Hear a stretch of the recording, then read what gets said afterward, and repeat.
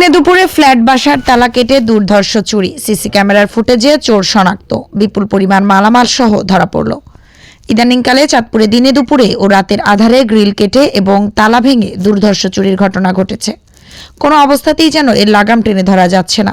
Police প্রশাসন তৎপর থাকার পরেও চোর চক্ররা চুরি, ছিনতাই ও ডাকাতির মতো অপরাধ কর্মকাণ্ড ঘটাচ্ছে। তেমনি চাঁদপুর লেডি দেওয়ালবি স্কুলের পিছনে ফ্ল্যাট বাসায় দিনে দুপুরে তালা কেটে স্বর্ণালঙ্কার, টাকা পয়সা ও 48 ইঞ্চি এলইডি টিভি চুরি করে নিয়ে যায়। সিসি ক্যামেরার ফুটেজে চোরকে শনাক্তের পর অবশেষে মডেল থানার ওসি বাহার মিয়ার নেতৃত্বে এসআই আওলাদ হোসেন সঙ্গীয় ফোর্স নিয়ে অভিযান চালিয়ে আন্তজেলা চোর চক্রের হোতা নাসির গাজীকে আটক করে। পরে পুলিশ চোরকে সাথে নিয়ে 7 নং ওয়ার্ড জামতলা কয়লা বাগান এলাকায় চোরের বাড়িতে অভিযান চালিয়ে চোরাই স্বর্ণ, মালামাল ও তালা কাটার সরঞ্জাম, ড্রিল মেশিন উদ্ধার করে। এই সময় পুলিশ চুরির সাথে সম্পৃক্ত আসামি নাসির গাজীর মা নাজমা বেগমকে আটক করে থানায় নিয়ে আসে। গত 26 তারিখ ডিসেম্বরে লেডি দেওয়ালবি স্কুলের পিছনে ভাড়াটিয়া ওয়াসিম ব্যাপারীর স্ত্রী তানজিনা বেগম বাবার বাড়িতে বেড়াতে গেলে সেই সুযোগে দুপুরে চোর নাসির গাজী বাসার তালা কেটে স্বর্ণ, টাকা ও টিভি নিয়ে পালিয়ে যায়। এ সময় সিসি ক্যামেরার ফুটেজে তার চুরির ঘটনার পর মালামাল নিয়ে যাওয়ার দৃশ্যটি ধরা পড়ে। পুলিশের হাতে আটক হওয়া চোর নাসির গাজী 7 নং ওয়ার্ড জামতলা কয়লা বাগানের বাসিন্দা বিল্লাল গাজীর ছেলে। স্থানীয় এলাকাবাসীরা জানান, আন্তজেলা চোর চক্রের হোতা নাসির গাজী তার নাম পরিচয় গোপন করে বিভিন্ন জায়গায় দুর্ধর্ষ চুরির ঘটনা ঘটায়। এর পূর্বে বেশ কয়েকবার তাকে পুলিশ আটক করলেও সে বেরিয়ে এসে পূর্ণ কাজ নেমে পড়ে। চোরের মা নাজমা বেগম ভিক্ষা করার নাম করে বিভিন্ন বাসায় গিয়ে যেখানে তালামারা দেখতে পায় সেই সন্ধান তার ছেলেকে জানায়। পরে ছেলে নাসির গাজী দিনে দুপুরে তালা কেটে চুরি করে পালিয়ে যায়।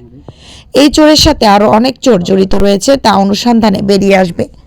চাঁদপুর মডেল থানার ওসি বাহার মিয়া জানায়, ফ্ল্যাট বাসার চুরির ঘটনায় সিসি ক্যামেরার ফুটেজে চোর শনাক্তের পর অবশেষে নাসির গাজীকে আটক করা হয়েছে।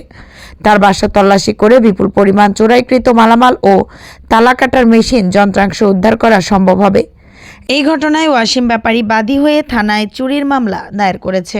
আমরা এখানে চুরির ঘটনা চোর ধরা পড়ছে এই জন্য আসছি।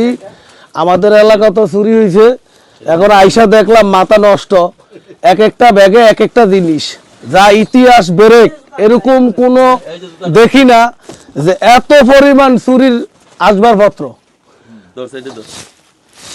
এখন এটার প্রশাসন, এই যে আওলাদ ভাই কিন্তু একটা যথেষ্ট পরিমাণ ভালো কাজ করছে।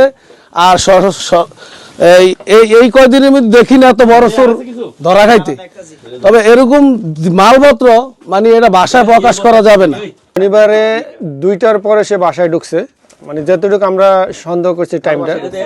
ওয়াসিম আমার ছোট ভাইয়ের বাসায় ঢুকার পরে ওই লক কাইটা ভিতরে ঢুকে স্টিল আলমারি সহ ভাঙ্গা স্বর্ণ গয়না, কাপড় চোপড়, টিভি সব নিয়ে আসছে।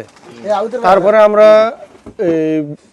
সিসি ফুটেজের মাধ্যমে রিস্কাওয়ালা সনের থেকে আমরা এটা উদ্ধার করছি। আমরা ধরছি,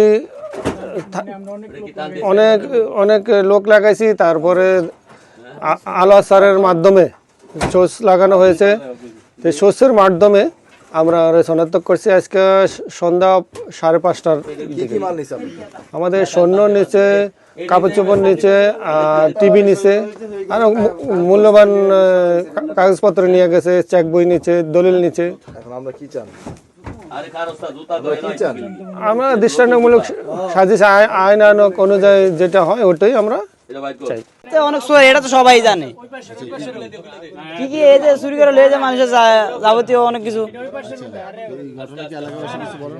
এলাকাবাসী বললো সমস্যা, এলাকাবাসী আর কি বলবো, এ তো জানিস এ শুধরাইব না। কদিন আগে আবার ধরে নিয়ে গেছে, বাপের মারে সহকারে ধরে নিয়ে গেছিল একবারে। তারা আবার কয়বার ধরে লেগে গেছে, তারা আবার এরা এসে হচ্ছে আর কি।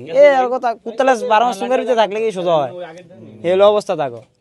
আগে একবার আমাদের বিএনপির খোকাজির বাড়িতে চুরি হয়েছে, ওই বাড়ির থেকে আইসা এর থেকে পুলিশ সহকারে সবকিছু উদ্ধার করে নিয়েছে।